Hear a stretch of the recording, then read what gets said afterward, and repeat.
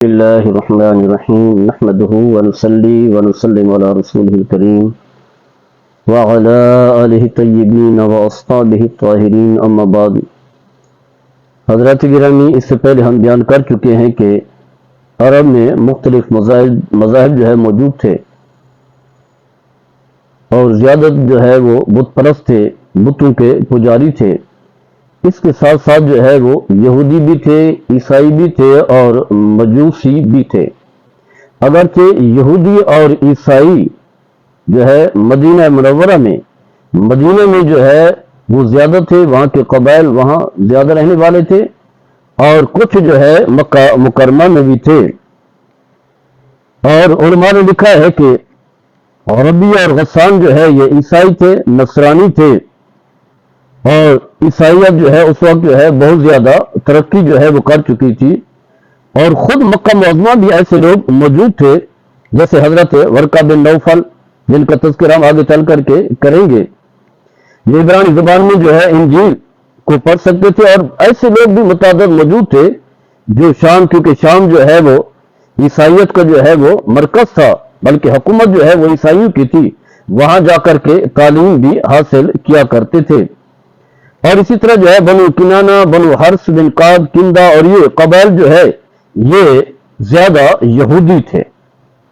اور واضح ہے مدینہ منورہ کے اندر جو ہے یہود کا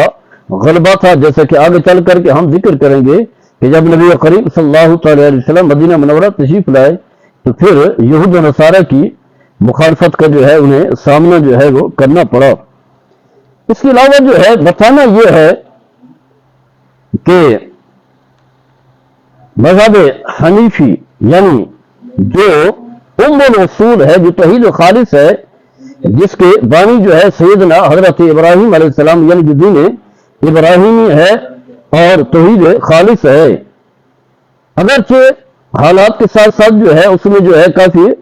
رد و بدل بھی آ گیا اور اس کے اثرات جو ہے ختم ہو گئے تھے، لیکن پھر بھی کچھ ایسے افراد موجود تھے جو اسی دین خالص، توحید خالص کی تلاش میں جو ہے وہ رہتے تھے۔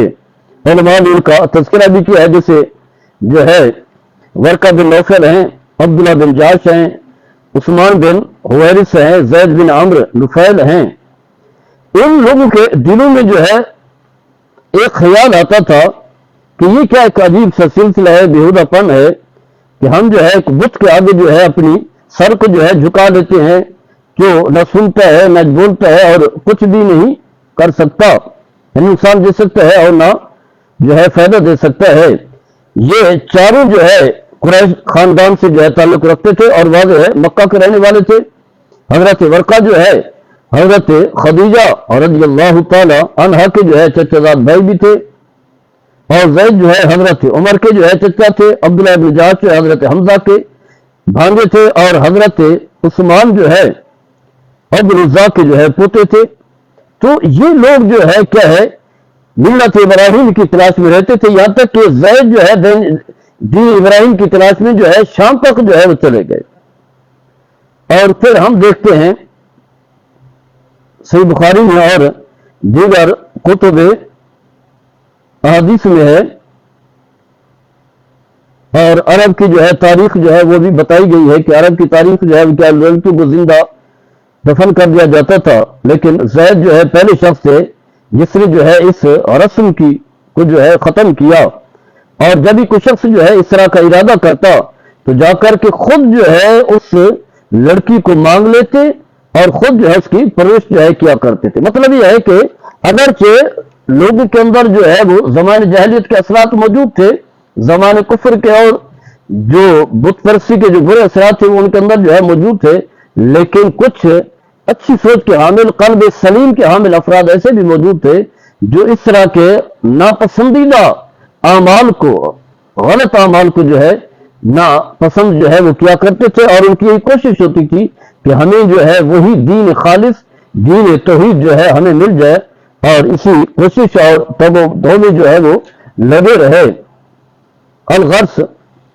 ہم دیکھتے ہیں کہ پھر جب ایک وقت آیا نبی کریم صلی اللہ تعالی علیہ وسلم نے اعلان نبوت کیا، تو یہی جو اچھی فطرت کے حامل لوگ تھے بغیر کسی سوچ بچار کے، بغیر کسی تردد کے اسی وقت جو ہے کلمہ اسلام پڑھا، کلمہ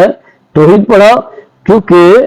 ان کی فطرت میں جو کچھ تھا اور جو ان کا قلب سلیم تھا، بت پرستی سے اور باقی جو باطل مذاہب تھے ان سے جو ہے وہ مطمئن نہیں تھے، اور انہیں اطمینان جو ہے تب ہوا جب نبی کریم صلی اللہ تعالی علیہ وسلم نے اعلان نبوت کیا۔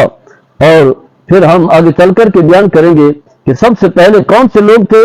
جن کے دلوں میں اللہ تبارک و تعالیٰ نے کلمہ توحید جو ہے وہ داخل فرمایا، مسلمان ہوئے اور نبی کریم صلی اللہ تعالی علیہ وسلم کی غلامی میں ہے، جبکہ ہر طرف جو ہے بت پرستی تھی،